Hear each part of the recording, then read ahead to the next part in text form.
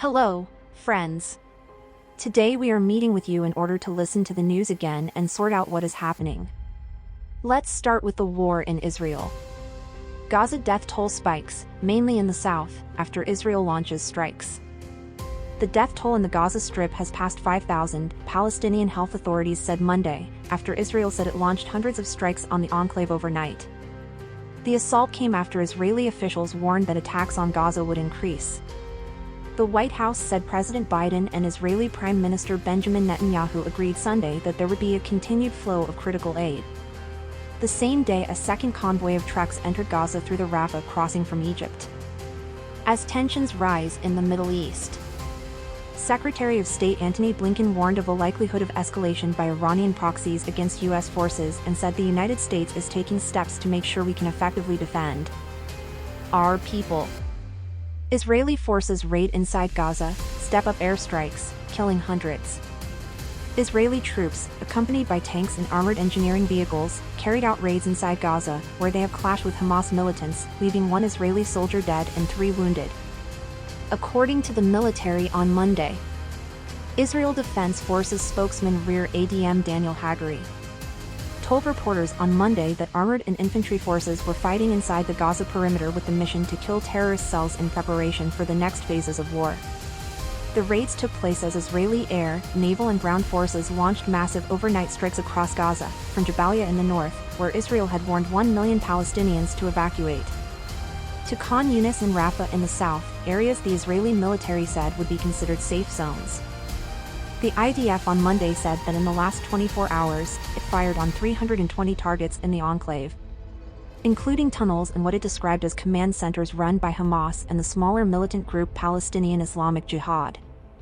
American officials hope that Israel has postponed the ground operation in Gaza, but they do not make clear demands to their ally because of their unwillingness to fuel rumors that the United States is secretly governing Israel. We hope Israel will listen. Ukrainians are afraid of losing support. The attention of the whole world is switching to the war between Israel and Hamas, Financial Times. When Vladimir Zelensky entered NATO headquarters earlier this month, he found that Western leaders were discussing the war but not his war, the newspaper writes. At today's meeting of EU foreign ministers, Ukraine did not become the first item on the agenda for the first time since February 2022. FT believes that Ukrainians' fears are not groundless and the world has already forgotten Russia's war against Ukraine in the past, meaning the signing of the Minsk agreements in 2015. After which the world's attention faded. The rocket dissolved like salt in water. She disappeared. There is nothing left. Hamas has not provided evidence that Israel struck the Al-Ali hospital. Representatives of Hamas, who claimed that 500 people were killed by an Israeli strike on a hospital in Gaza, said they could not find ammunition, and also refused to provide detailed information confirming the number of victims. Who says that we are obliged to provide the remnants of every missile that kills our people?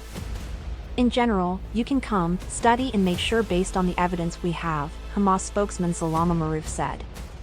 The IDF denies the attack on the hospital and claims that it was an unsuccessful rocket launch by the Palestinian Islamist organization Islamic Jihad. Due to a shortage of medicines, doctors in the Gaza Strip operate without anesthesia. Leo Kans, head of the mission of the international humanitarian organization Doctors Without Borders in Jerusalem. Kans noted that, in addition to drugs for anesthesia, doctors in the Gaza Strip need first aid kits and surgical kits.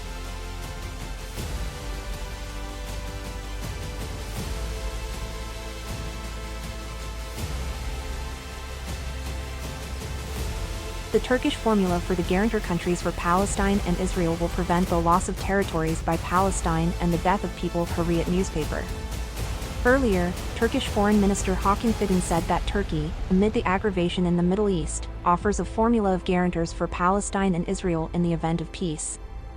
In particular, according to him, Ankara is ready to become a guarantor for Palestine. I hope you were interested. That's it, see you soon.